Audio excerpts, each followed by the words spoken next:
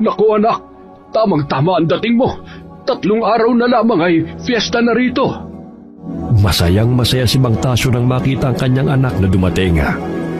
Siya si Mila na matagal nang nawalay sa kanila dahil napilitang manirahan sa Maynila. Dahil naroon ang hanap buhay ng kanyang construction worker na asawa. Ngunit ang sayang yun ay agad na napalitan ng takot nang makita ang umbok ng tiyan ng anak. Agad niyang hinawakan ng kamay ng anak at hinila ito papasok ng kanilang bahay. Halika na, pumasok ka na. Sige po. Teka, dahan-dahan tay. Baka namang madapa ako sa pagkakahila nyo. Ano bang meron? Huwag ka na magtanong. Pag-usapan natin mamaya. Nagulat si Mila sa inasal ng kanyang ama. Nang makapasok siya sa kanilang bahay, hindi pa man siya nakakaupo, ay bigla nitong isinara mga pinto at bintana. Pagkatapos ay napatakbo ito sa kusina. Kinuha ang isang garapong asin at nagwisik sa bawat sulok ng bahay. Sa bintana, sa pintuan, at pati na rin sa sahig.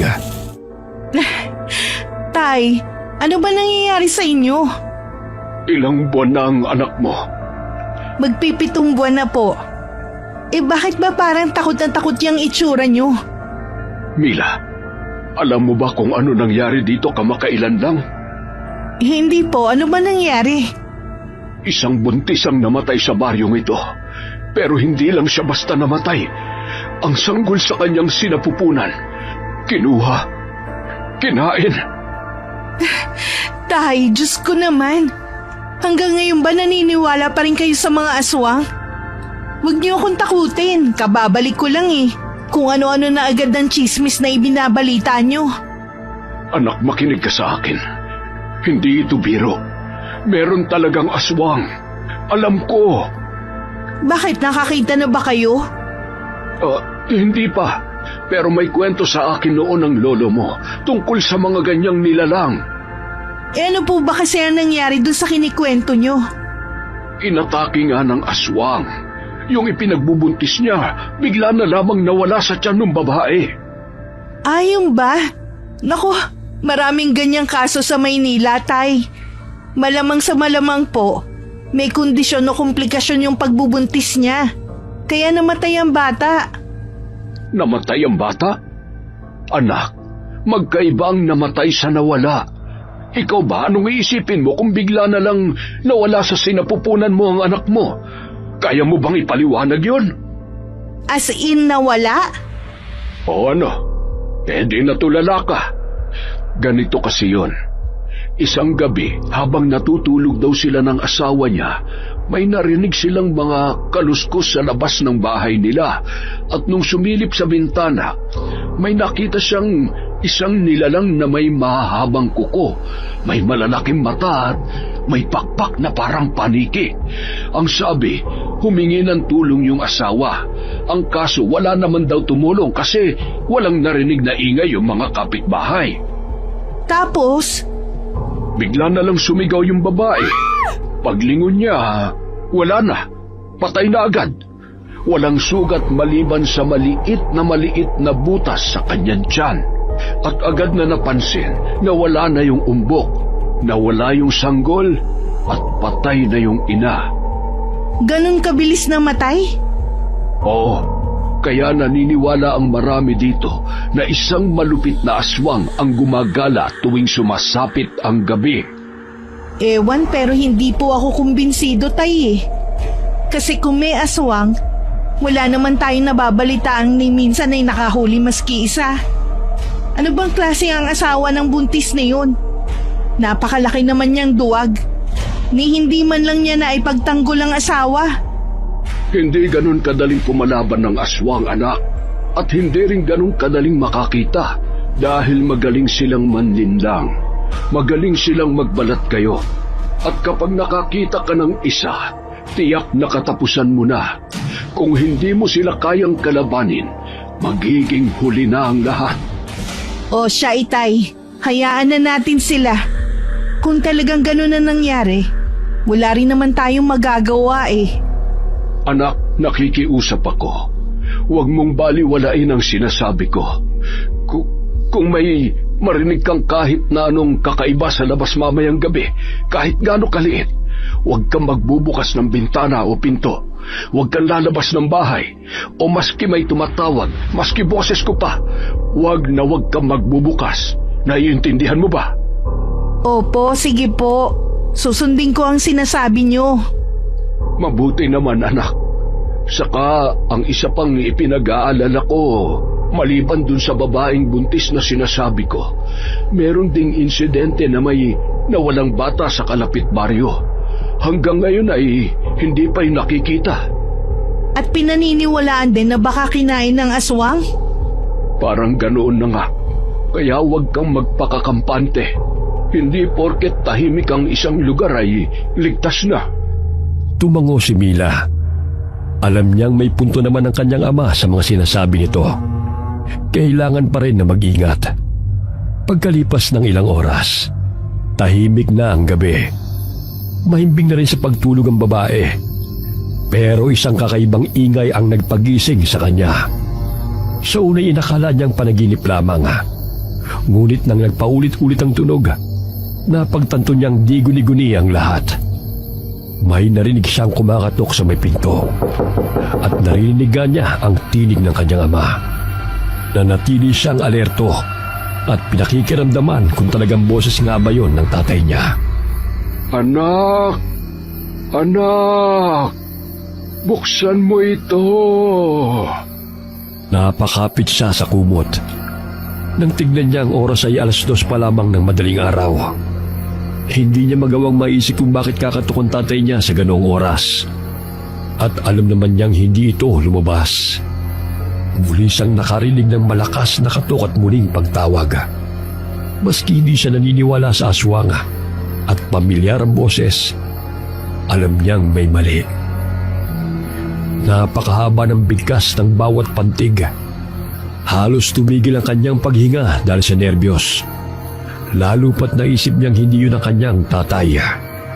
Tahimik ang paligid, pero ramdam niya ang presensya ng tao sa labas. Buksan mo! Alam ko nagising ka pa! Napahawak siya sa kanyang tiyan. Dama niya ang bagyang pagkilos ng sanggol sa loob. 2 buwan na lamang ay isisilang niya na ito. Naalala niyang sinabi ng kanyang ama, huwag magpakampante at huwag magbubukas ng pinto o bintana, lalo na sa gabi.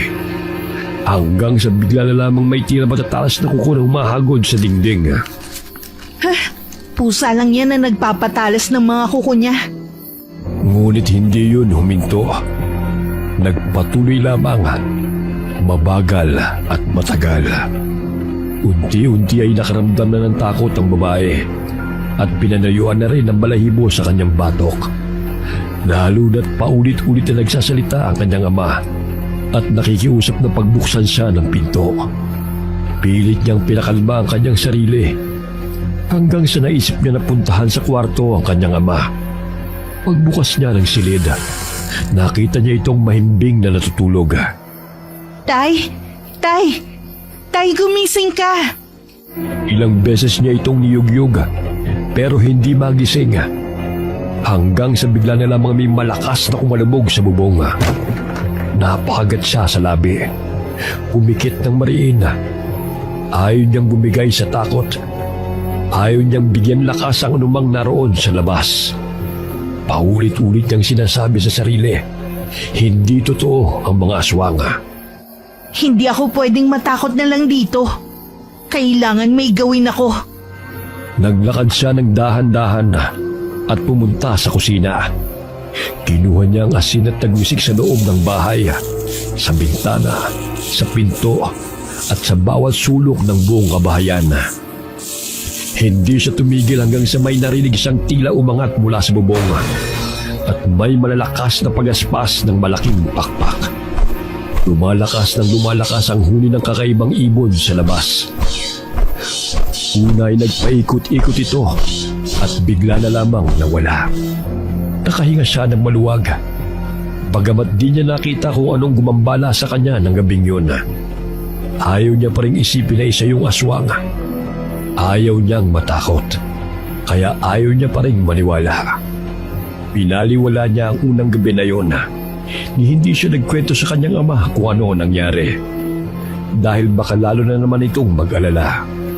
Kilala niya kasi ang kanyang tatay at alam niya na kapag binanggit niya ang insidente kagabi, tiyak na kung ano-ano na naman ang gagawin nito, maprotektahan lamang siya laban sa aswang. Ngunit ang pagbabaliwala niyang yun ang naging dahilan kung bakit naulit ang ganong senaryo ng sumunod na gabi. Muli siyang nakarinig ng mga kaluskos at kakaibang tunog sa kanilang bakuran. Mga tunog ng pumapagaspas na pakpak at pagkalampag sa bubong at ang tila naghahasa ng matatalim na kuko sa dingding. Mabilis siyang tumayo sa kanyang kama at pinuntahan muli ang kanyang ama. Sa pagkakataong yun, nagulat siya nang makita na nakatayo sa may bintana ang lalaki at may kung anong sinisilip sa labas. Nagpatuloy ang mga tunog, paulit-ulit at palakas ng palakas. Sa bawat hinto'y narinig niya ang malalakas na paghinga ng tila isang dambuhalang nilalang sa labas. Para itong nag-aabang, nagpaparamdam, nananadya upang ipaalam sa kanila na naroon siya. Hoy, Tay! Anong ginagawa mo dyan sa bintana? Huwag ka maingay. Anong huwag maingay? Sino ba kasi ang walang magawang tao na yan? At sa gabi pa talaga nagawang mag-ingay. Hindi yun tao. Maniwala ka sa akin, aswang yun. Aswang? Gusto mo bang makita? Seryoso ka ba talaga dyan, Tay? Oo nga. Halika, tingnan mo. Hindi pa naman siya aatake. Yang kilos niya na yan, nagtatanod lang ang hayop na yan. Nagtatanod? Ano yan? May nagpapasweldo ba sa kanya para gwardyahan ako? Huwag kang ang pilosopo. Halika, tingnan mo para maniwala ka. Lumapit ang babae. Pumalit siya sa pwesto ng ama.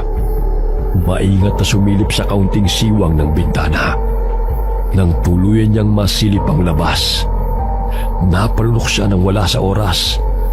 Sa ilalim ng liwanag ng buwan, may nakita siyang isang nilalang na nasa tapat ng kanilang bahay. Tahimik lamang ito. Parang nagbabantay sa paligid. Anyong tao, pero ang balat ay kulay abo. Kulubot at parang matandang puno na natutuklap na dahil sa sobrang tuyo. Mahaba ang mga daliri at mas manipis kaysa sa normal na tao. At sa dulo nito ay may matutulis na kuko. Ganun na lamang ang kilabot na naramdaman niya nang biglang lumingon ito sa direksyon niya. Agad na lumayo siya sa bintana at napatras. Ngunit maski saglit lang niya itong nakita. Nakabisado niya kaagad ang nakakakilabot na anyo nito. Ang matay malaki, bilog at madilim na madilim. Ang uloy bumabaling-baling na parang laging may hinahanap o inaamoy. Ang bibig ay may nakabaong mga matutulis ng ngipin. Hindi pantay-pantay. Mahaba rin ang kanyang dila at naglalaway ang kanyang bibig. Bumabaluktot din ang kanyang likod sa hindi natural na paraan. Ano? Naniniwala ka na? Anong klaseng nilalang yun? Bakit ganon, Tay? Aswang ang tawag dyan.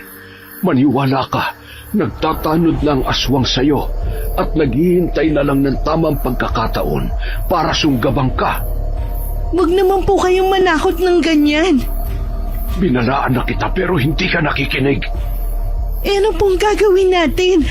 Baka patayin ako ng aswang na yan. Huwag kang mag-alala. Yang kilos niya na yan, wala pa yung balak umatake.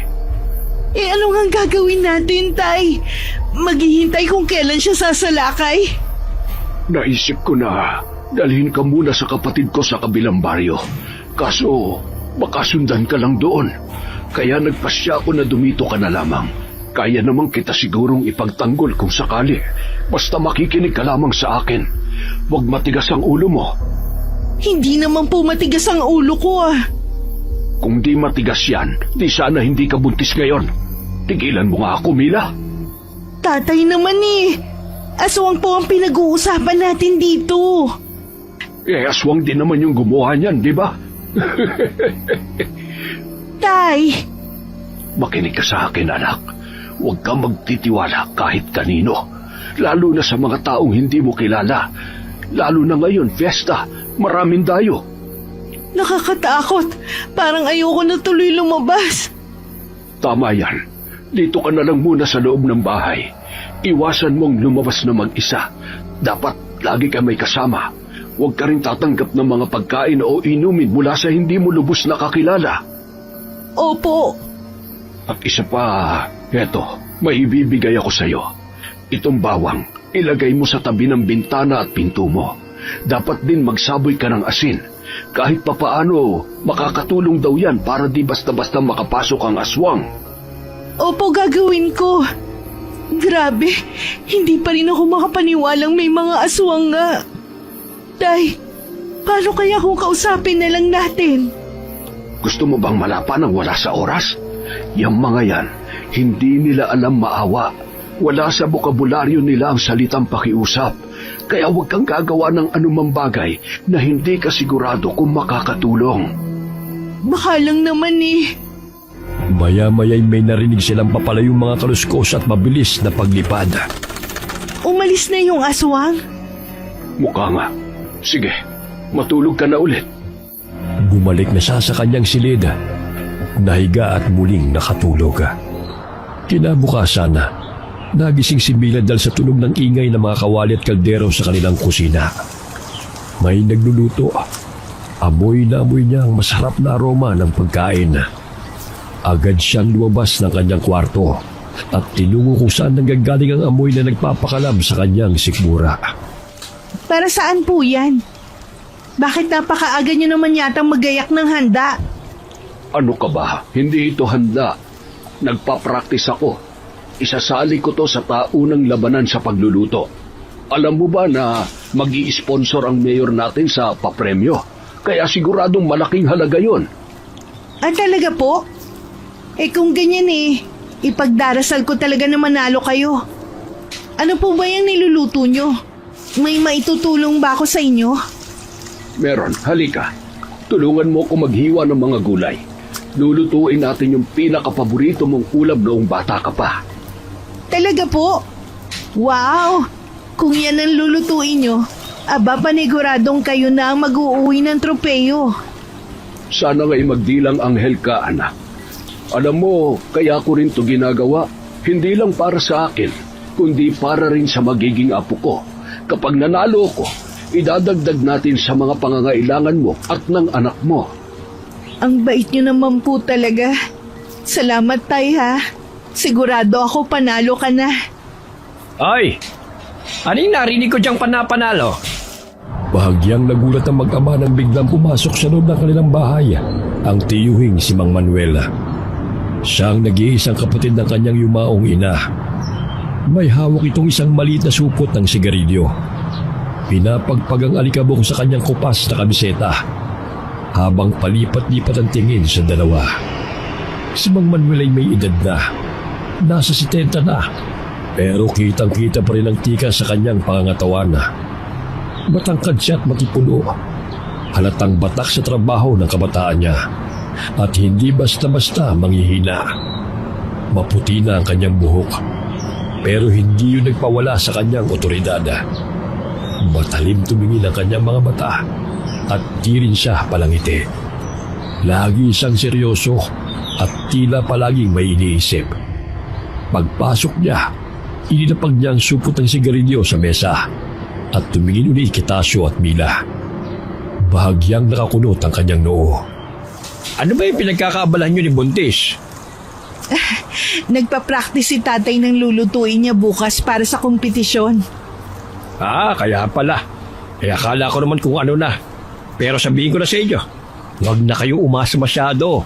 Ako pa rin ang tatanghaling kampiyon bukas. Pinagbigyan lamang kita noon. Baka nakakalimutan mo. Ilang beses na kitang natalo sa ganitong kompetisyon. Mano po, Tiyo? Naku, kayo talagang dalawa. Kaya aga-aga pa nagpapayabangan na kayo. Abay, akala nyo ba kayo lang ang magkalaban bukas? Abay, syempre hindi. Pero alam mo, Mila, kaming dalawa ng tatay mong inaabangan ng lahat sa kompetisyon. Totoo yun, anak.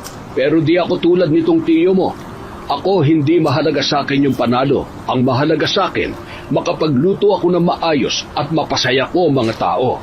Kaya lang, iba ngayong taon. Kasi espesyal ang kapupuntahan ng premyo ko. Para sa apo ko, siyempre. Nako po, kunwari ka pa. Kunwari di mayabang. Pero itong sasabihin ko sa iyo, bayaw. Hindi ako magluluto ng putyo-putyo bukas. Sigurado ako ang mananalo. Hindi kita pagbibigyan.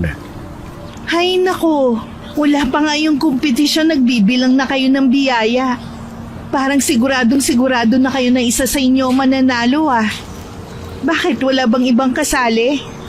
Saka paano kung wala sa inyo manalo ha? Aba, hindi mangyayari yun, iha. Ipaglalaban ko ang putahe ko. Pinili ni Mang Tasyo na manahimik na at wag nang sagutin si Manuel para di na humaba ang kanilang usapan. Bagamat kumpiyansa siya sa kanyang recipe, kailanmay hindi niya mamalitin ang kanyang bayaw. Lalo pa at alam niyang mahusay din talaga itong magluto.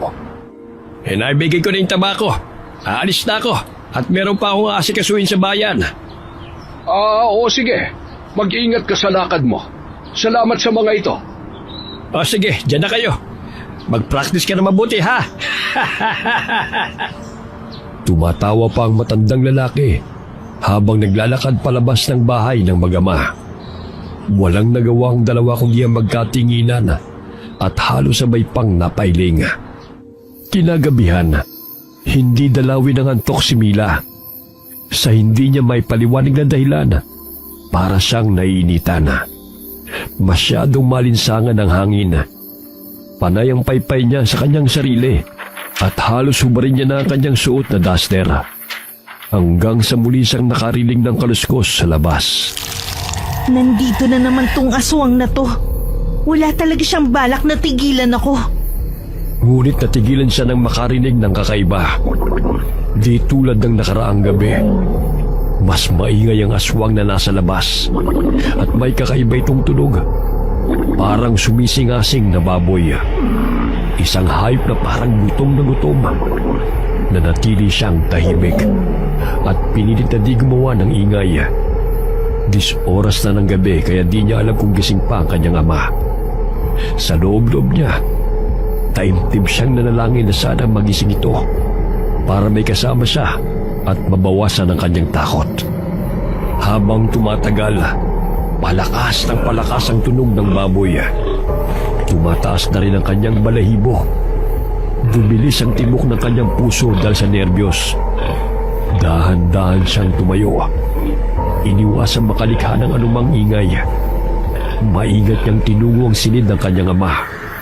Tay, gumising po kayo. May aswang na naman pong umaaligid sa bahay. Agad na nagising si Mang Tasyo. Kahit pa antok na antok, agad siyang bumangon nang makitang takot sa mukha ni Mila. Kinusot-kusot nito ang mga mata. Sigurado ka ba? Talagang hindi na tumigil ang hayop na yan, ha? Opo, sigurado ako. Kanina pa yan eh. Ang lakas-lakas ng tunog niya, parang tunog ng baboy na nagugutom. Mila, dito ka lang sa loob, ha? Huwag kang lalabas kahit anong mangyari. Anong gagawin niyo? Sa kayo pupunta? Papatayin ko na yung aswang na yan. Storbo, nakakainis.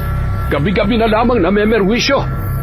Pagkasabi nun ay agad na kinuha ng lalaki ang matalas niyang itak at saka binuksan ang pinto at lumabas ng kanilang bakuran. Si Mila naman kahit takot ay hindi mapakali. Kaya kahit alam niyang bawal, dahan-dahan siyang sumilip sa bintana. At doon niya nakita ang nakakakilabot na tanawin. Isang dambuhalang baboy ramo ang nasa harap ng kanyang ama. Hindi ito ordinaryo dahil mapula ang mga mata nito. At ang pangangatawan ay hindi normal. May mahaba rin itong pangil na lumalabas sa bibig. Habang nakatitig sa nangyayari, napansin niyang may kinuha si Mang Tasyo mula sa bulsa. Isang maliit na botelya na may langis. Alam ni Mila kung ano yun. Ang mahiwagang langis na gawa sa nilangis na katas ng luya. Agad na pinahira ni Mang Tasyo ang talim ng itak. mahigpit na hinawakan ng matanda ang kanyang sandata. Biglang sumudan ng buhal ang baboy Ramo. Sa isang iglap, mabilis na umiwas si Mang Tasyo at buong lakas na hinataw ng itak ang mukha ng halimaw.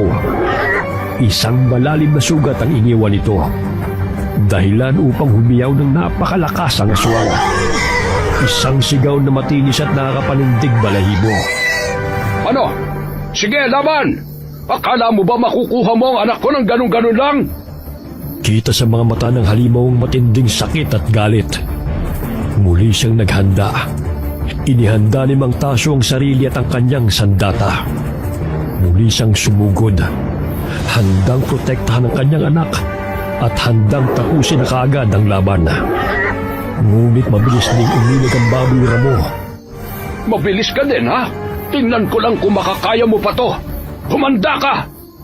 Sa isang mabilisang galaw, buong puwersa niyang hinataw sa likod ang halimaw. Natamaan niya ito, pero mabilis na tumakbo palayo. Sinubukang habulin ito ng matanda, pero mabilis ang aswang at maliksi. Agad itong naglaho sa madilim na bahagi ng kakahuyan. Nakatakas pa! Subukan mong bumalik at lagot ka talaga sa akin! Paghahandaan kitang hayop ka! Tay, tama na yan. Halika na, balik na tayo sa loob. Bakit nandito ka sa labas? Naku, ang tigas talaga ng ulo mo! Hindi ako mapakali sa loob eh. Natatakot ako para sa inyo. Alam mong delikado yan, Mila. Kung hindi mo ko pinakinggan at lumabas ka ng mas maaga, baka ikaw nang tinarget ng hayop na yon. Pero tay, babalik pa kaya yun? Oo, hindi titigil ang aswang hanggat hindi niya nakukuha ang gusto niya. Pero hindi tayo papayag. Mabuti pa tara na sa loob at baka mamaya may kasama pa yun. Pumasok na silang mag-ama sa loob ng bahay. Tahimik nilang isinira ang pinto. Siniguradong nakakandado ito na maayos.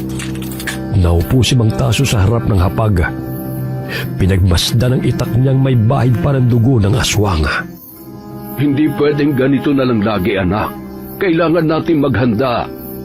Hindi na sumagot pa si Mila sa kanyang ama.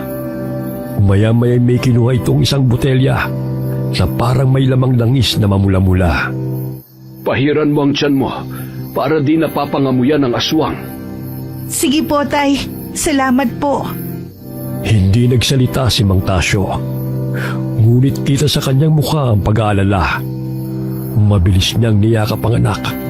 Mahigpit na parang ayaw na niyang pakawalan pa ito. Halos maluha-luha siya habang hinahaplos ang likod ni Mila. Napangiti ang babae. Ramdam pa rin niya ang takot. Pero kumpiyansa na siyang kayang-kaya talaga siyang protektahan ng kanyang ama at handang ipaglaban sa anumang panganib. Natulog na sila pagkatapos. Ngunit bigla siyang nagising nang may marinig na may nagkukut-kut ulit sa lupa. Parang natroma na siya sa tulog na yun. Kaya matagal bago siya nakaibig. Natauhan lamang si Mila nang mapansin niyang may sumisilip ng liwanag sa bintana. Agad siyang lumabas ng bahay at nakita niya ang kanyang ama na may daladalang halos isang timbang luya. Tay, para saan yan? Kakailanganin ko to para pangsangkap ko sa niluluto kong langis. Yan po ba yung ginamit niyo kagabi? Na pamahid sa itak at dito sa tiyan ko? Ito nga, kita mo naman ang bisa nun, di ba? Maraming matutulungan ng langis kung sakali man na may mga aswang na manggugulo. Mga aswang? Sinasabi niyo ba na marami sila, tay? Oo, nagkamali ako nung una, anak. Nung sinabi kong nagtatanod ang aswang sa'yo. Eh ano po pala? Iba-ibang aswang yung pumupunta dito. Paano niyo po nasabi? Dahil sa kakayahan nila magbago ng anyo. Kita mo naman, ibang aswang yun nandito kagabi kesa dun sa nakita nating unang aswang. Opo, baboy Ramo yung kagabi. Tama, yung kagabi, isa yung uri ng awok. Di hamak na mas malakas yung aswang na yun kesa dun sa una mong nakita. Paano na po ngayon, tay? Baka bumalik na lang ako ng Maynila nito kapag nagkataon. Ano, babalik ka dun sa walang kwenta mong nobyo? Ang totoo po, ayoko na nga po eh. Huwag lang magpapakita sa akin yung hayop na yon, kundi kakarnihin ko siya ng buhay at ilalahok sa mga lulutuin ko. Grabe ka naman, Tay. Ano kayo, aswang? Ay totohanin ko talaga yan. Kaya pagsabihan mo wag na wag pupunta dito. Ay, oo nga pala, Tay. Maiba tayo ng usapan. Di ba mamayang hapon na yung contest? Baka makalimutan nyo, ha? Wala nang problema doon. Nakahanda na lahat ng mga sangkap ko. Pipitasin na lang. Sa kayong karne, kanina ko pa nakatay. Nakababad na sa pampalasa. Siya nga pala, Tay. Pwede ba ako maglakad-lakad muna sa labas? Manunood lang ako sa plaza ng mga palaro. Sinong kasama mo? Hindi ka pwede magpagala-gala dyan sa labas ng walang kasama. Tatawagin ko na lang yung anak ni Tio. Sige, mabuti pa nga. Huwag kayong magtatagal, ha? Yang tiyan mo. Ay, teka, dali mo tong natirang langis kagabi. Dagdag proteksyon mo. Agad na ibinulsa ng dalaga ang botelyang may langis. Naglakad siya papunta sa bahay ng kanyang Tio Manuela. Malayo pa lamang ay dinig niya na ang ingay ng tawanan at sigawan ng mga kalalakihan sa bahay na yun. Nang marating niya na ang bakuran, bumungad sa kanya ang isang patay na baboy ramo sa gitna ng mga lalaki. Kinakatay nila ito. May ilan na nagtatanggal ng balahibo nito gamit ang mainit na tubig at labaha. Habang iba naman ay naghahanda na ng mga kawaling malaki. Nanatili siyang nakatayo at nagmamasid. Nabigla kasi siya sa nakita. Mabigat ang dibdib niya habang pinagmamasdan ng baboy. Parang bigla siyang di makahinga. Naalala kasi niya ang baboy ramo na nakalaban ng kanyang tatay nung gabi. Napakurap siya nang biglang bumagsak sa sahig ang isang bahagi ng laman ng hayop. Nakangiting napatingin sa kanya si Tio Manuel. Aba Mila, napadalaw ka. Mukhang tinitiktikan mo lulutuin ko Tio naman, wala naman po akong pakialam sa paligsahan niyo mamaya eh. Ikaw naman, ang seryoso mo. Nagbibiro lang naman ako. Halika, pasok ka. Sumali sa paghahanda. Maglilitsyo kami ng baboy. Pumunta ka rito mamaya, ha?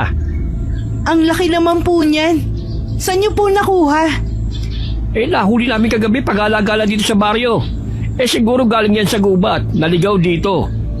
Alam mo, matindi ang hayop na yan. Parang ayaw nga magpahuli. Pero magaling ako Akong nakapatay sa kanya. Biglang nanlamig ang pakiramdam ni Mila. At para siyang masusuka nang biglang sumagi sa isip niya na marahil ang baboy na kinakatay ng mga lalaki ay ang aswang na nakalaban ng kanyang tatay. Ayos ka lang ba? Mukhang masela ng pagbubuntis mo, Iha. Nasusuka ka ba? Ayaw mo nang amoy ng baboy? Ayos lang po ako. Ilang buwan na ba yung dinadala mo? Nasa 7 buwan na po. Abay, pwede na. Po? Ano pong pwede na? Ay, ang ibig ko sabihin pwede nyo lang ang paghanda ng paglabas niyan. May mga gamit ka na ba? Damit ang sanggol. Yun ang sinasabi kong pwede nyo lang ihanda. Akala ko naman po kung ano na. Kumain ka na ba? Opo, kanina sa bahay. Nandiyan po ba si Pinsan? Magpapasama lang po sana ako na gumala dyan sa may plaza. Mamamasyal lang po ako ng konti at maglalakad-lakad. Oo, sige. Puntahan mo lang dyan sa loob. Sige po, Tio Manuel. Salamat po. Walang anuman, Iha. Bumalik si Tio Manuel sa grupo ng mga lalaki habang si Milay nagmamadaling pumasok sa loob ng bahay. Agad niyang inaya ang kanyang pinsan. Tumango naman ito kaagad at sinabing magbibihis lamang. Habang hinihintay ang pinsan, hindi maalis sa kanyang isipan ang mga nangyari kagabi at may mga tanong siyang gustong malaman ng mga sagot. Matapos magbihis ni Junjun, sabay silang lumabas ng bahay at naglakad patungo sa plaza. Sa bawat hakbang, dama pa rin ni Mila ang kaba sa kanyang dibdib.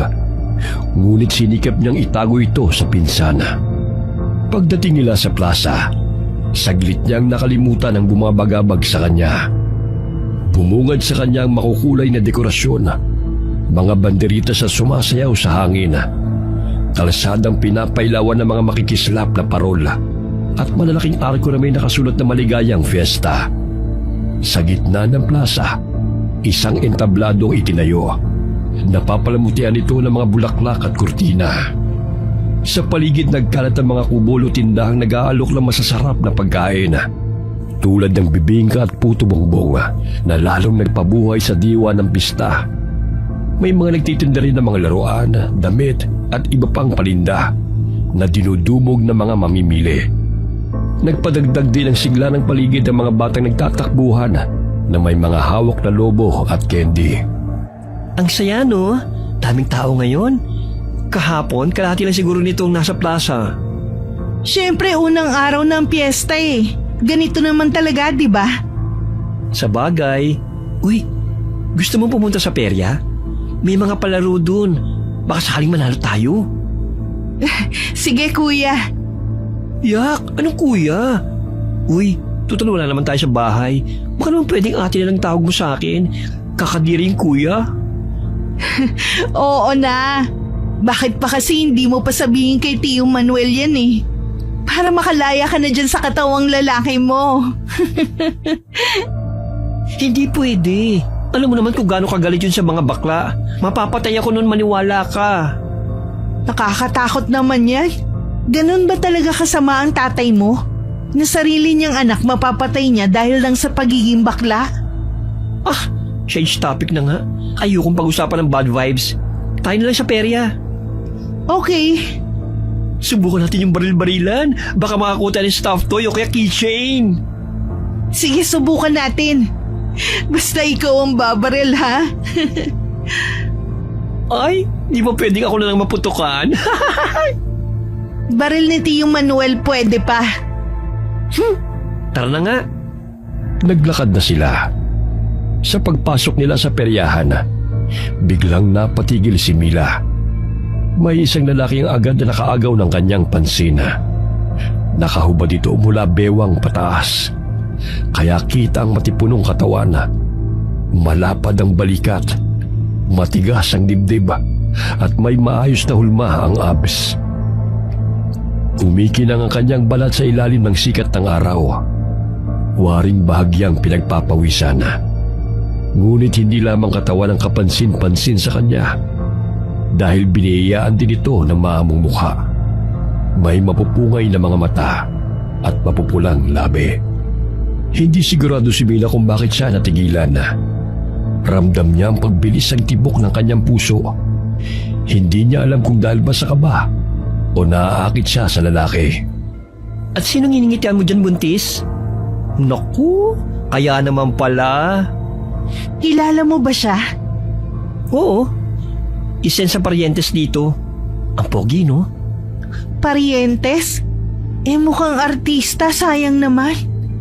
Kaya nga, bagay siya maging modelo o artista talaga. Pang-leading man ng pig eh. Ay teka, huwag mo sabihing... Ang dumi ng utak mo. Ay, ang landi ng buntis. Sa'yo na, no? Wala naman ako interest dyan. Kaloka ka. Uy, ba't ka namumula? Hoy, tumigil ka na nga. Nakakaya, baka marinig niya tayo. Tigilan mo yan. I-drop mo muna yan si baby bago ka lumandi ulit. Kaloka. Tara na nga. Kung ano-ano sinasabi mo eh. Tara na lang maglaro. Sige, para kapag nanalo tayo, sa akin mapupunta yung teddy bear, ha? Sigurado ka? May uuwi mo ba yun sa inyo? Parang di ako sure. Nagpatuloy sila sa paglalakad at nilibang ang mga sarili sa iba't ibang palaro sa perya. Sa kabila ng saya tawa na nilang magpinsana, hindi mawala sa isip ni Milang nakitang lalaki. Para kasing may nararamdaman siyang kakaiba rito na di siya pinatatahimik. Habang abala ang kasama niya sa paglalaro, muli siyang lumingon sa direksyon ng lalaki. Ngunit sa pagkakataong yun, nagulat siya dahil nakatingin na rin ito sa kanya. Diretso at matalim. Jun, uwi na tayo. Ha? Bakit naman ang bilis?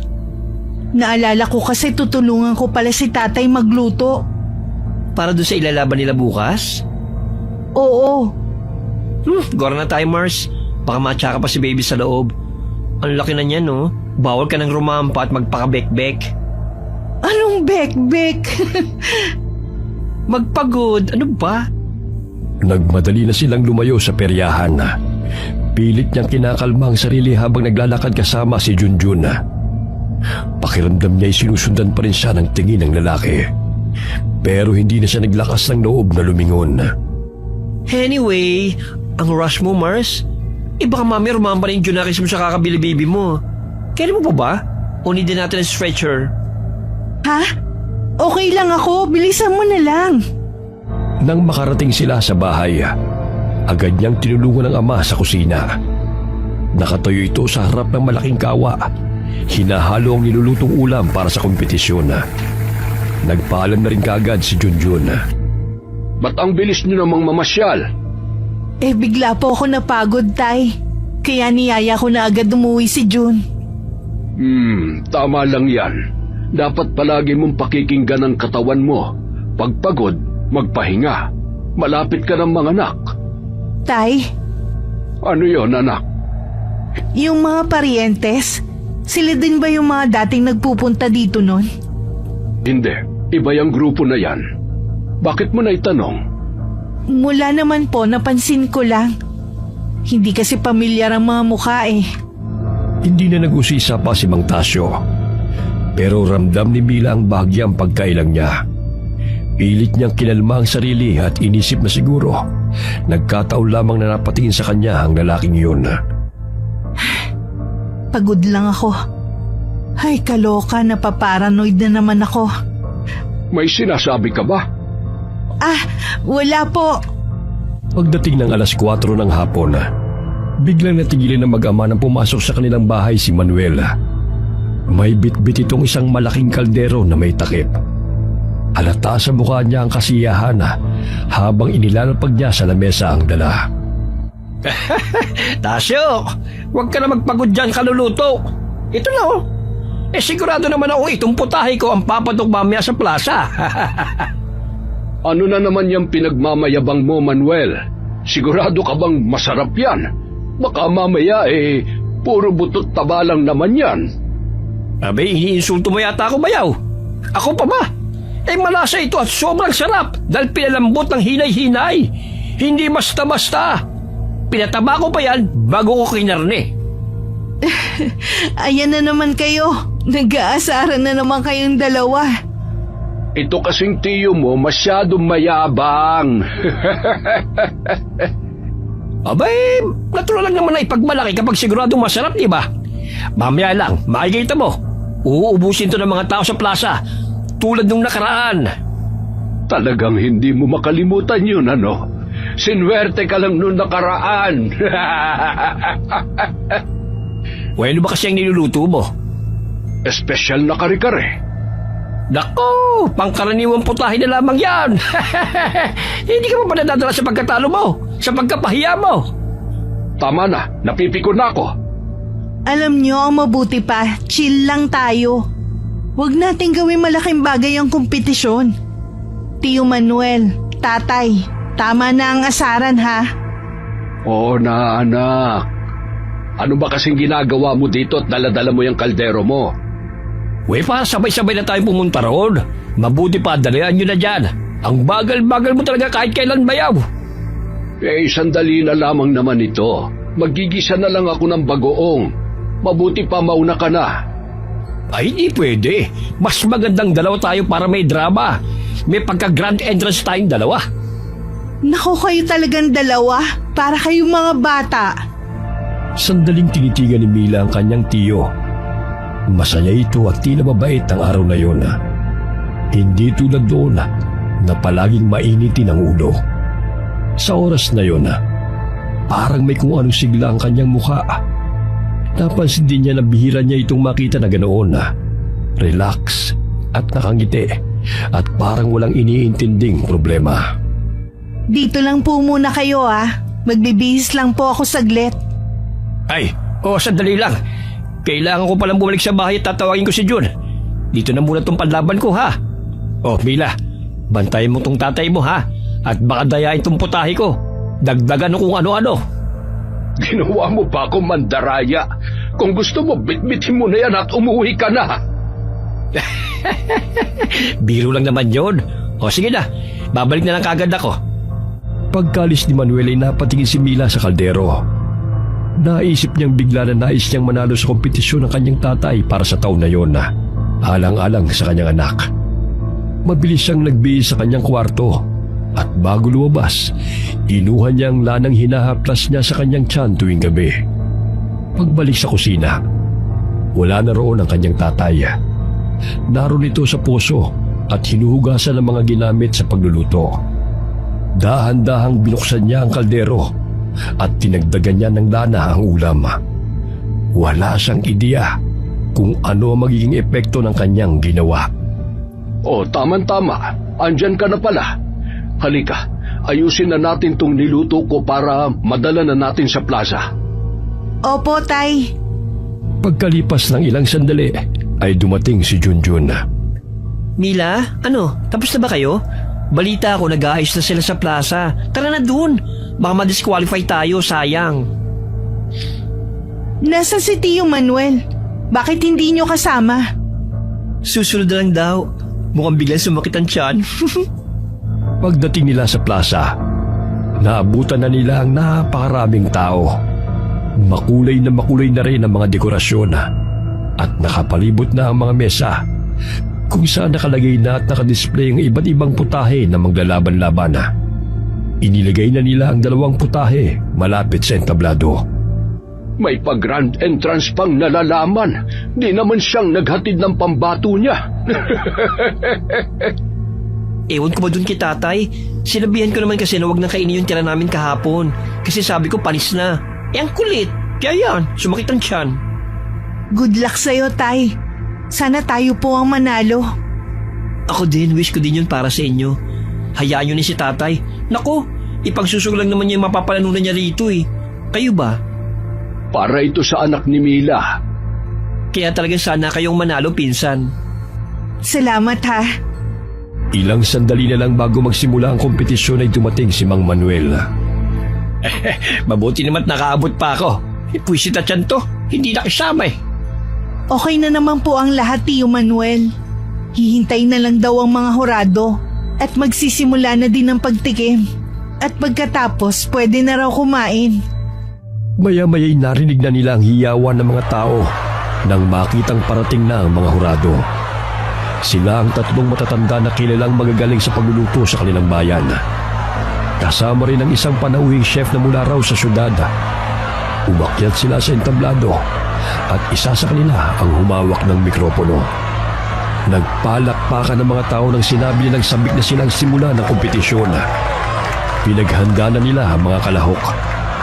Inayos na kaagad nila ang mga pinggan at nilagyan ng huling palamuti ang mga putahe. Si Mila hindi mapakali. Anay ang dasal sa isip na sana'y magustuhan ng mga hurado ang luto ng kanyang ama. Nag-umpisa na ang tikiman. Dahan-dahang lumapit ang mga hurado sa bawat mesa at tinikman ang bawat putahe. Pinsan, sa palagay mo, anong chance natin? Ewan ko. Basta ginawa natin ang lahat. Nang lumapit ang hurado sa tabi ng magbayaw, kinabahan si Mila. Kumuha ang isa sa kanila ng isang kutsara at tinikman ang luto ng kanyang ama. Napansin nila ang pag-aliwalas ng mukha ng hurado at di nito napigilang sabihin na masarap ang ulam. Napangiti si Mila. Masarap daw yun at malinamnam. Ganon din ang naging reaksyon ng iba. Panay naman ang buntong hininga ni Junjun nang yung sa kanila na ang titikman. Ngunit nang lumapat sa mga labi nila at malasahan ang nilutong ulam ni Mang Manuel, hindi na maipinta ang kanilang mga mukha. Halos masuka ang isa sa kanila habang panay ang pagpaypay ng kamay sa harap ng bibig. Tila inaalis ang hindi ka nais-nais na lasa. Napatingin ang mga manunood at may ilan na nagbulungan. Tila may iba rin na natuwa sa ganoong eksena. Bakit? Anong problema? Bakit ganyan ang mga reaksyon nyo? Lumapit si Mang Tasyo at tinikman ang luto ng kanyang bayaw. Pero halos masuka rin ito sa lasa. Malansa. Sobrang lansa. Ah? Imposible! Niluto ko yan ng maayos. Saka parang matigas din ang karne. Ano ba kasi ito? Dahil sa sinabi ng kanyang bayaw, ay tinikman na rin ni Mang Manuel ang ulam. Nalasahan nga niyang malansa ito at parang sariwang dugo ang lasa. Kaagad niyang binuksan ang kaldero. Agad na naamoy niya ang lansa nito. Ganun na lamang ang pagkayamot niya nang makitang tila na wala ang bisa ng mahikang inilagay niya rito. Halatang hindi ito karne ng baboy. Mapula ang karne at may nakakasunasok na amoy. Anak lang! Anong ginawa mo rito, bayaw? Ikaw bang sumabotahin ito? Bakit? At bakit ko namang gagawin yun? Wala akong kinalaman dyan. Bakit ako sisisihin mo sa palpak mong luto? Lalong napahiya si Mang Manuel at sa inis ay napaupo na lamang siya sa isang tabi. Pero bigla na lamang nagkagulo ang lahat nang biglang tila nang hina si Mang Manuel. Pawis na pawis siya at nanginginig. Napahawak siya sa kanyang dibdib na tila kinakapos ng paghinga. Ayos ka lang ba, bayaw? Mabuti pa'y umuwi na tayo. Dali, Jun. Tulungan mo kung maiuwi itong tatay mo. Bilis! Teka, ano po ba nangyayari? Huwag na kayong maraming tanong. Manuel, makinig ka. Relax ka lang, ha? Relax ka lang. Hindi mo yan pwedeng ipakita dito. Uwi na tayo. Pero bigla na lamang umungol ng malakas si Mang Manuel. Nagulantang ang lahat dahil ang ingay na yun ay hindi pangkaraniwan. Hanggang sa bigla na lamang humaba ang kuko niya. Nagbago ang kanyang anyo. Unti-unting bumaluktot ang kanyang likod. Tinubuan ng pangil. Naging isang halimaw. Isang aswang. Napasigaw sa takot ang mga tao. Tay, ano nangyayari? Bakit nagkaganyan si Tio Manuel? Tay, magsalita ka! Tumahimik ka na muna. Huwag kang aalis dyan sa likod ko. Nagkagulo na sa plaza. Isang matandang lalaki ang pumulot ng bato at ibinato sa aswang. Tumama yun sa balikat, pero parang baliwala lamang yun kay Mang Manuel. Huwag kayong matakot. Hindi ko kayo sasaktan. Hindi ko ginusto ito. Hindi ko ginusto maging ganito. Ngunit wala nang gustong makinig. Mula sa likuran, isang lalaki ang sumugod. Hawak ang isang matulis na patalim. Wala siyang pag-aalinlangan na saksakin si Mang Manuel. Mabuti na lamang at mabilis itong nakailag. Namukha ni Mila ang lalaki. Siya yung gwapong parientes. Hindi nito nilubayan ang matanda. Sa kanyang pag-atake, tumalon ng mataas ang aswang. Mabilis ang naging kilos nito. Nagpalit na rin ito ng anyo. Naging isang aso. Tumakbo ito ng tumakbo hanggang sa nawala na sa paningin ng mga tao. Ilang kalalakihan ang mabilis na humabol. May dalang mga sulo at gulok. Ngunit kahit anong gawin nila, hindi na nila inabutan si Mang Manuel. Unti-unting humupa ang gulo. Naiwan sa gitna ng plaza si Junjun. Nakayuko. Hindi alam kung anong gagawin.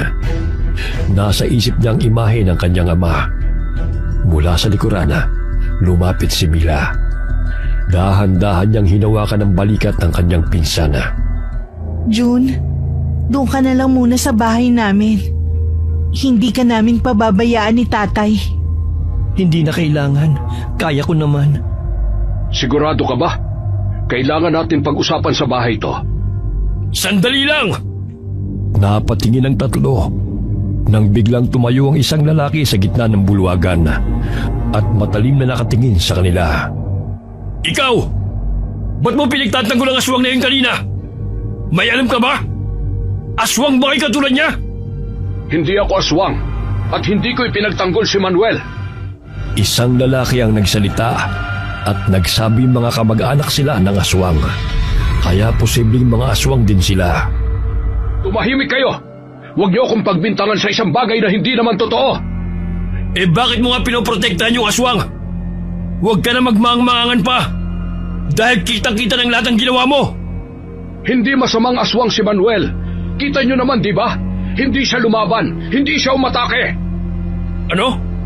Porkit ganun mabait na? Aswang yun! Dapat tinapos na natin! Tama na! Tama na! Biglang nilapitan ng lalaki si Junjun at kaagad na kinuwelyuhan na. Ikaw! Isa ka rin sa kanila? Hoy!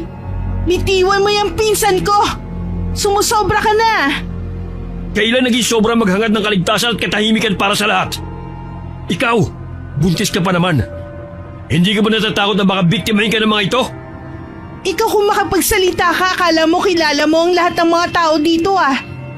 Bakit pa bida-bida ka ha? Anong intensyon mo? O ngayon binabaliktad yun na ako. Hindi ka makasagot? Alam mo ba yung pinagbibintangan mo dating albularyo dito? Marami na natulungan yan dito. At isa pa, dito na tumanda yan. Eh ikaw, anong ganap mo dito sa baryo namin ha? Ikaw nga dapat ang kinu-question eh. Ako? Bakit ako? Ako ba yung nakita nilang naging aswang? O yung kamag-anak nyo? Sigurado ho ako, di natin dapat magkatiwala ng pamilyang ito. Kamag-anak nila yung aswang. Kaya sigurado kong mga aswang din sila. Tumigil ka na. Sige, kung gusto niyong pakinggan ang taong to, patayin niyo na ako. Pero ito lang ang sasabihin ko sa inyo. Wala kayong mapapala. Saglit na natahimik ang lahat. Si Hari ay walang nakuhang suporta sa mga tao. Napag-isip niyang marahil ay marami ang nagtitiwala rito, kaya di nila magawang sakta na. Maski kitang-kita na ang ebidensya na posible ngang aswang ang mga ito. Hindi na natuloy ang programa sa plaza. Sa huli nagsimula ng magsiuwian ng mga tao. Nang makauwi ang mag-ama, walang humpay na pagtatanong ang ginawa ni Mila. Tay, sabihin niyo nga sa akin ng totoo. May alam ba kayo tungkol dito? Bakit parang hindi ka nagulat? Bakit parang alam niyo na? Mila, hindi ito ang tamang oras para pag-usapan yan. Hindi, Tay. Karapatan kong malaman ng totoo. May tinatago ba kayo? May kinalaman ba kayo sa pagiging aswang ni Tio Manuel? Tumahimik ka. Hindi mo alam ang totoo. Si Manuel, biktima lang siya. May nanghawa sa kanyang aswang. Ano? Sinubukan ko siyang gamutin. Bago man lang sana dumating ang piyesta, umasa akong magagamot ko siya. Yung tabako, yun ang bayad niya sa pabor na ginagawa ko sa kanya. Pero wala akong magawa. Tuluyan siyang naging aswang at ang tangi ko lang na nagagawa, yung makontrol siya sa pagkain ng tao. Pero ano po yun nasa kaldero niya? Nakita ko po lahat na hindi yun karne ng hayop. Totoong karne yun ng baboy, pero hindi pangkaraniwang baboy. Niluto niya yung aswang. Yun ang hula ko, kasi naamoy ko ang baho ng karne. Kaamoy ng baboy Ramon na nakalabang ko. Naku, sabi ko na eh. Iba ang kutob ko dun sa kinakatay nila kahapon. Pero Tay, sabihin mo nga sa akin, posible ba na siya ang aswang na nagtatanod sa akin simula nung dumating ako dito? Hindi ko alam. Hindi ako sigurado. Pero alam kong hindi ka sasaktan ng tiyuhin mo. Paano naman kayo nakakasiguro? Paano kung siya talaga yun at balak niyang kainin ng sanggol ko kapag nagkaroon siya ng pagkakataon? Hindi. Hindi niya gagawin yon. Imposible. Iba ang kutob ko. Iyon pa rin ba? Iniisip niyo na maraming aswang ang gumagala dito sa atin? Oo. Kaya kailangan nating mag-ingat. Pero hindi ako mapalagay eh. Ano nangyari? Bakit biglang nabunyagan lahat? Bakit nakita ang tunay na lasa at anyo ng niluto ni Manuel? Hindi naman ganun ang itsura nung ipinakita niya sa atin. Saka, bakit siya bigla nagbago ng anyo nung nakain niya na ang niluto niya? Doon ako nagtataka. Tay? Oh, ba't ganyan ang mukha mo? Huwag mong sabihing... Mila, may kinalaman ka ba dito? Opo. May inilagay ako sa putahe ni Tio Manuel. Yung langis na ginagamit kong panghaplas sa tiyan ko. Ano bang pumasok sa isip mo? Bakit mo ginawa yun? Hindi ko naman po sinasadya eh. Gusto ko lang naman po manalo kayo. Gusto mong manalo ko dahil sa daya? Mila, hindi ko kailangan manalo para lang sa premyo. Lumalaban ako ng patas, malinis ang konsensya ko, tapos ikaw, ano? Patawad po. Hindi ko alam na ganun ang mangyayari. Hindi mo alam? Pero kung hindi mo naisip na mandaya, hindi sana ito mangyayari. Tingnan mo naging resulta. Nabunyag ang sikreto ng Tio Manuel mo. At alam mo bang di lang siyang pwede mapahamak? Pati tayo. Pasensya na po, Tay. Hindi ko po sinasadya. Hindi sapat ang pasensya sa mga bagay na nagawa mo na. Hindi na natin maibabalik ang nasira. Ang nilangis na luya. Alam mo ba kung ano ang epekto niyan sa tulad ni Manuel? Maniwala po kayo. Hindi ko po intensyong ipahamak si Tio Manuel. Naisip ko kasi na baka kayang baguhin ng luya yung putahe niya eh. Di mo talaga alam yung ginawa mo. Alam mo bang di lang panghaplas at pantaboy ng aswang ang lana na yon? May kakayahan niyong mailantad ang tunay na anyo ng isang aswang.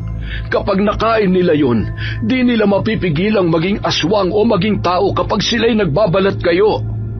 Kaya ba siya biglang nagbago kanina? Oo, at hindi lang yon. Kapag napasok sa katawan ng isang aswang ang langis na yon, unti-unti silang manghihina.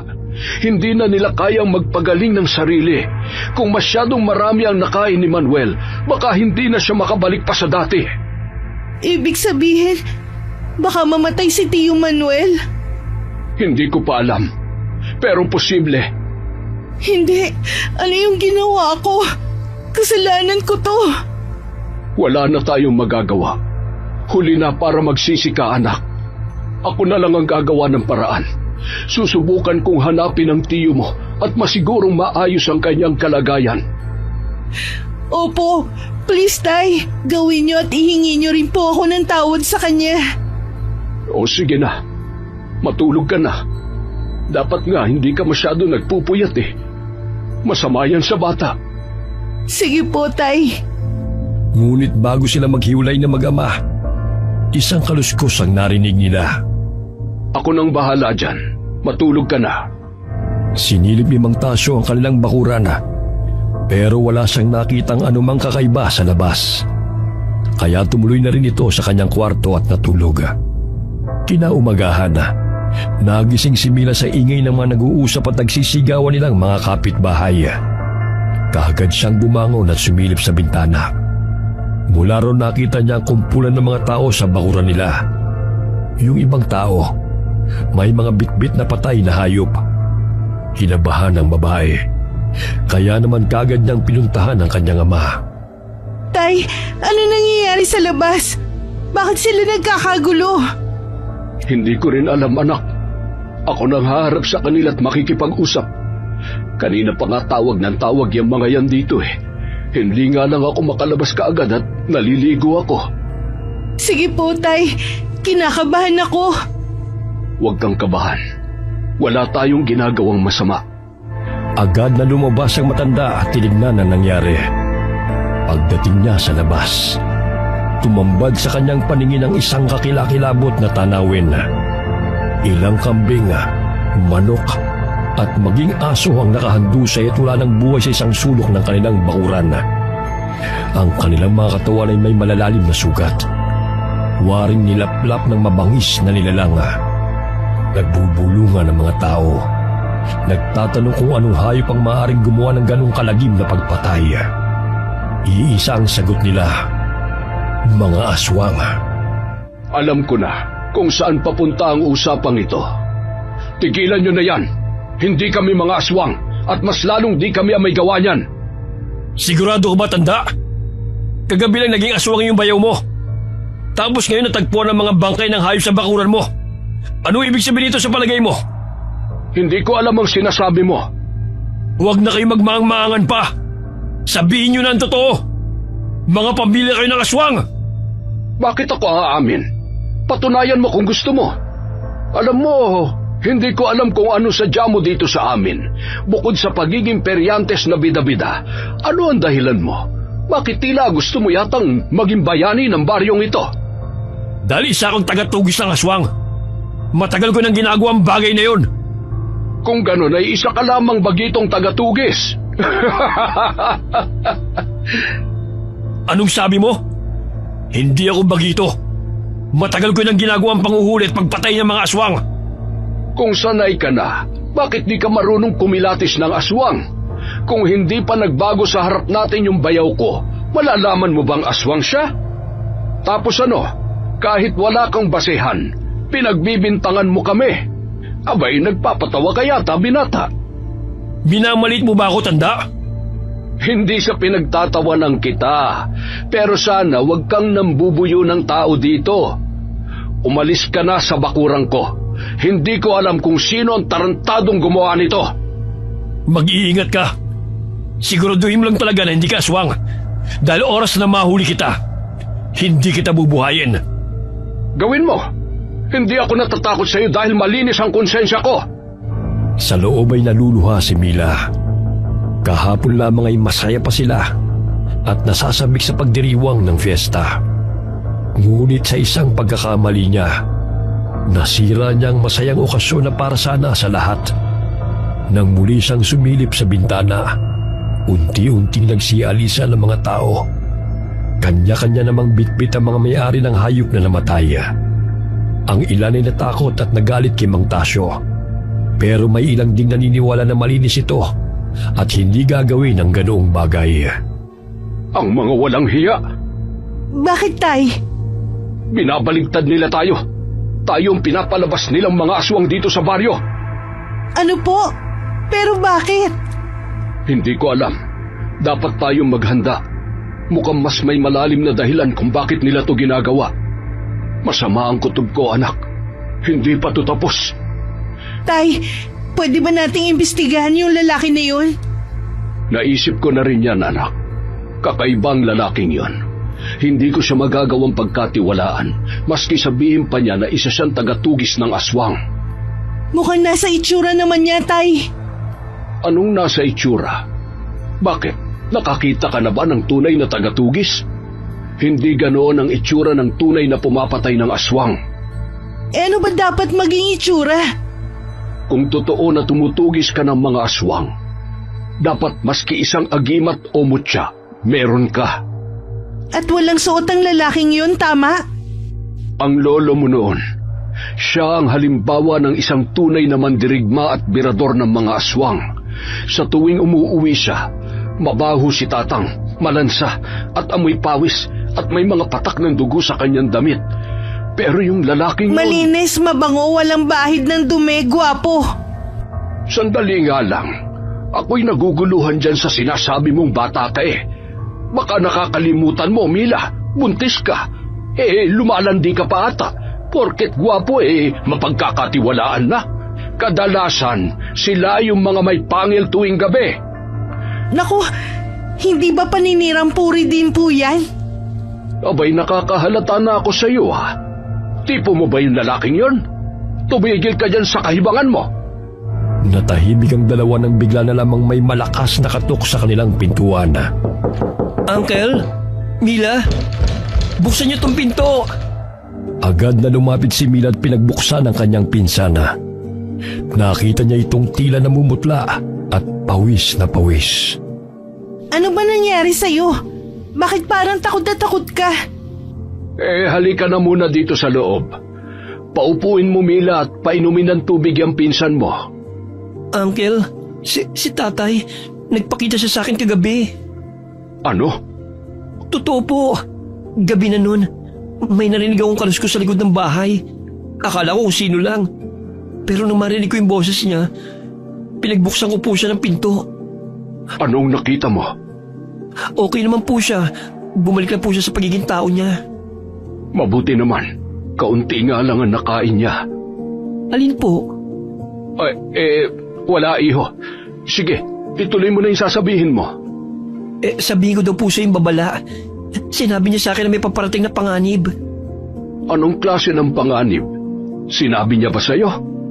Ang sabi po niya, huwag daw tayo magtiwala sa kahit na sinong dayo dito sa atin, lalo na sa mga bagong dating na estranghero. Bakit kailangan nating gawin yon? May paparating daw po na grupo ng mga aswang. Gusto nila maghari dito sa buong baryo. Tama ang sinabi mo, Itay. Base sa mga nagtatanod na aswang dito sa atin tuwing gabi, hindi lang isang aswang yun.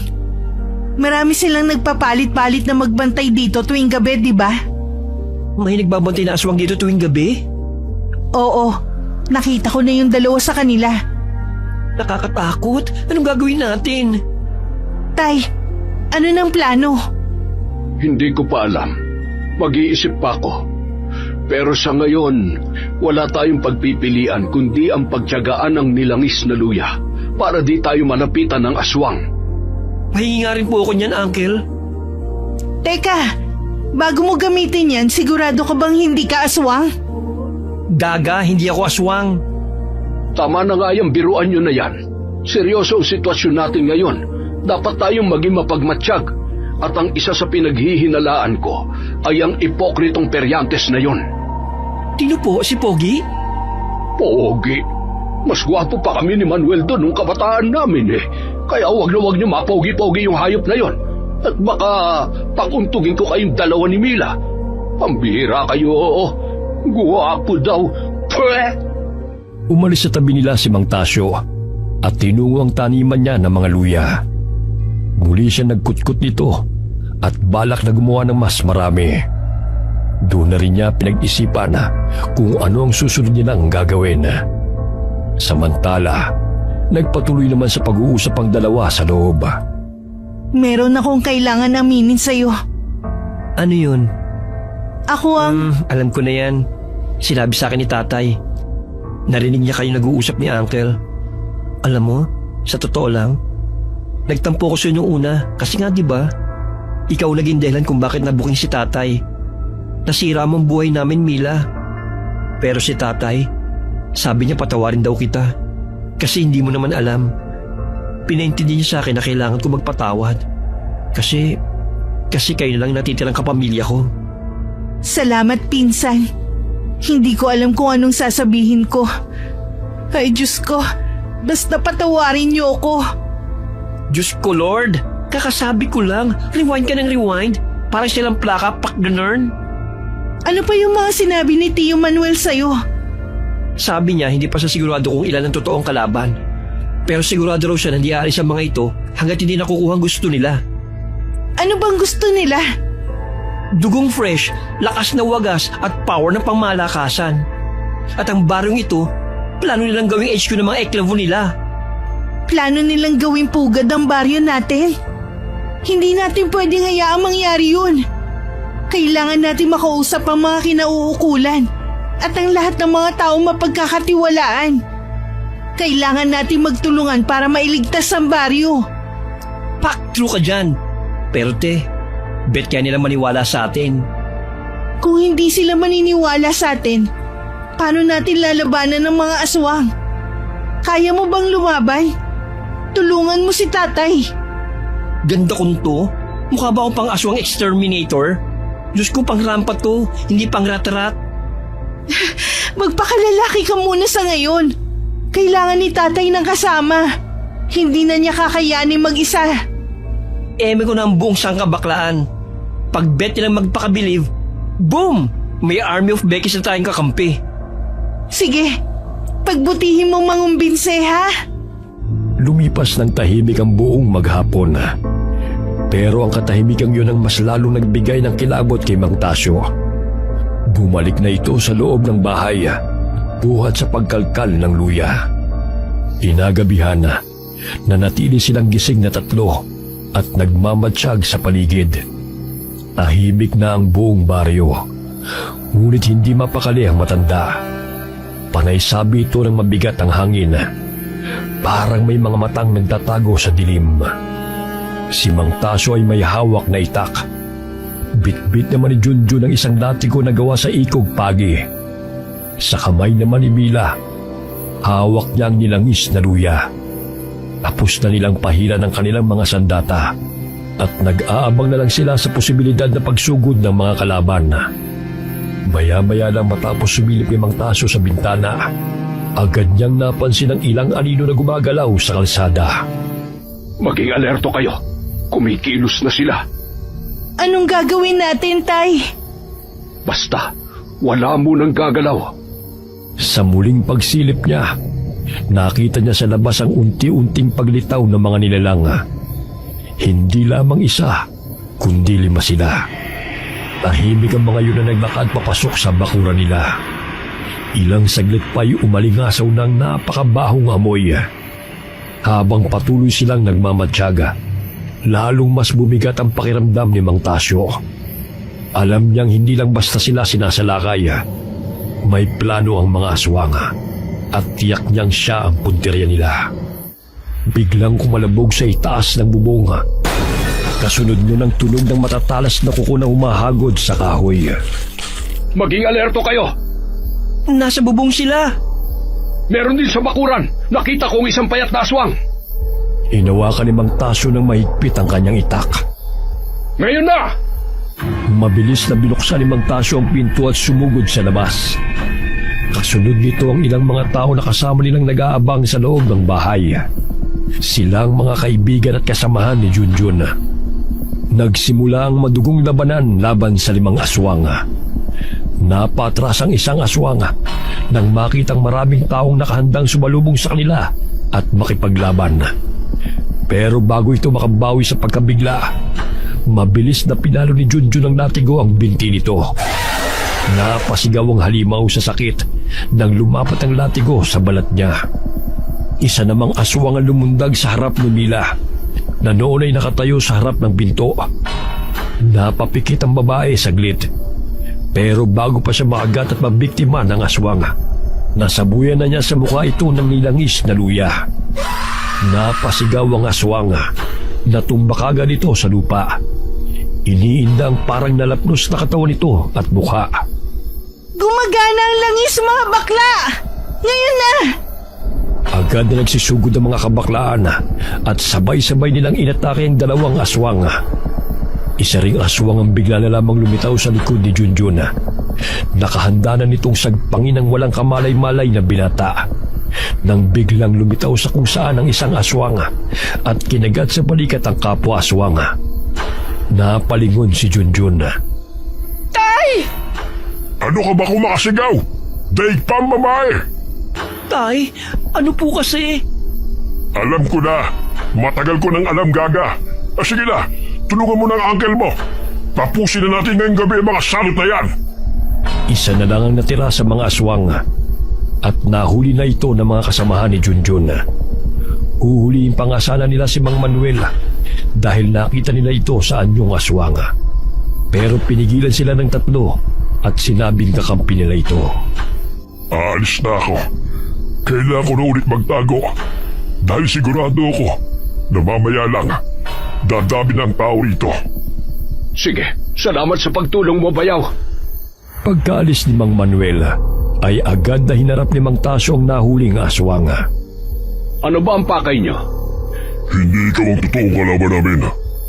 Isa ka lang malaking sagawan na kailangang linisin. Kung ganon, hindi ang anak kong buntis ang tinatanuran niyo, kundi ako. Sino ka? Hindi mo na kailangan malaman kung sino ako. Talaga ba? Maski hindi ka magsalita, kayang-kaya kong ibunyag ang mukha mo tulad nila. Pagtingin ng aswang sa kanyang mga kasamahan, nagbago na ang anyo nila. Lalo na yung mga napatakan ng langis. Nawala ng bisa ang kanilang mga pagbabalat kayo. Isa ang kakaibang nilalang. Pagkasabi doon ay kagad na binuhusan ni Mang Tasyo ng langis ang aswang. Umambad ang tunay nitong anyo sa kanilang lahat. Ikaw? Tama nga ang tatay. Hindi ka mapagkakatiwalaan. Ay, so hindi ka pala talaga jowa ball? Charot? Aswang ka pala, te? Colors? Talagang nagpapanggap pa kayong mga parientes, ha? Para masakop tong baryo namin. Akala nyo kaya nyong tatay ko? Matanda lang yan sa paningin nyo. Pero ang lakas niyan daig pa ang kalabaw. Ano, gulat kayo, no? Nandito kami para magparami ng lahi. Marami na kami nahawaang tao rito. At kahit tapusin yung buhay ko, marami pa sila. Totoo, sinabi niya. Pero huwag kang maging masaya dahil hindi mo sila kakampi. Ang baryong ito ay sa amin at hindi ka namin hahayaan na masakop ito. Poprotektahan namin ang mga tao rito sa abot ng aming makakaya. Bumalik si Mang Manuela kasama ang mga nilalang na tulad din niya. ang mga kapwa niya nahawaan at naging aswang.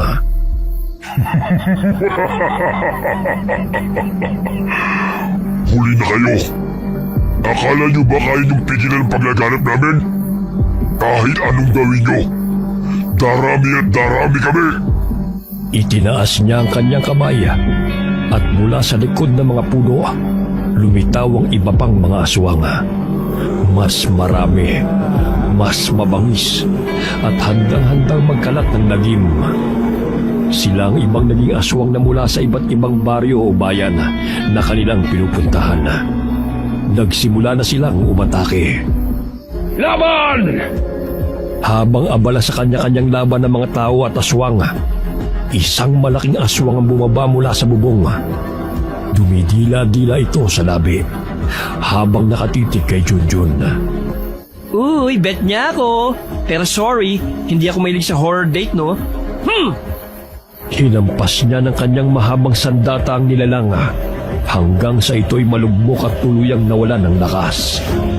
Si Hari naman ay nagbalik sa kanyang aswang na anyo.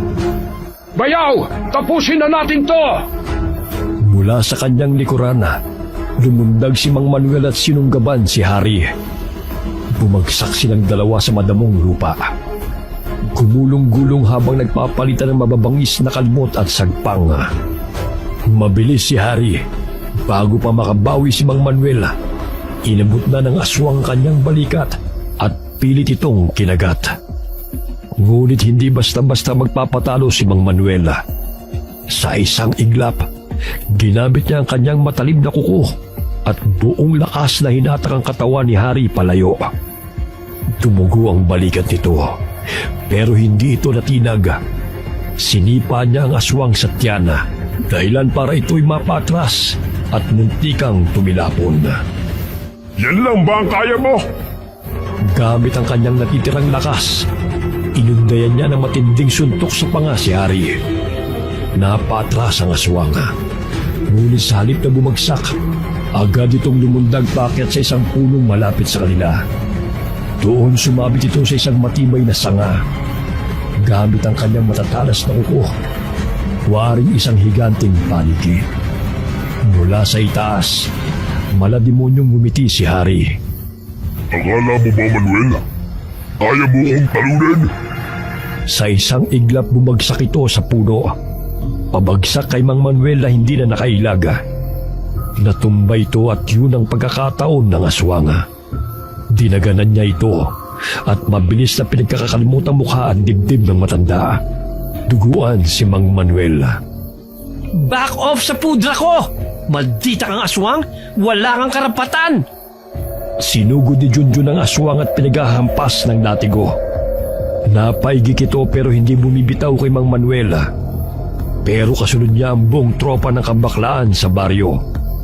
Isa-isa nilang sinugod si Hari. Nahila nila ito at nailayo. At kaagad nilang kinuyog gamit ang kung anumang nahawakan nila. Gaga, akala mo matatakot mo kami? Baliw ka! Pest ka sa Earth! Hindi na nakapalagpa si Hari. Pinagtulungan na ito ng mga bakla. Sinipa, hinampas, sinapak at iba pa. Ano, ha?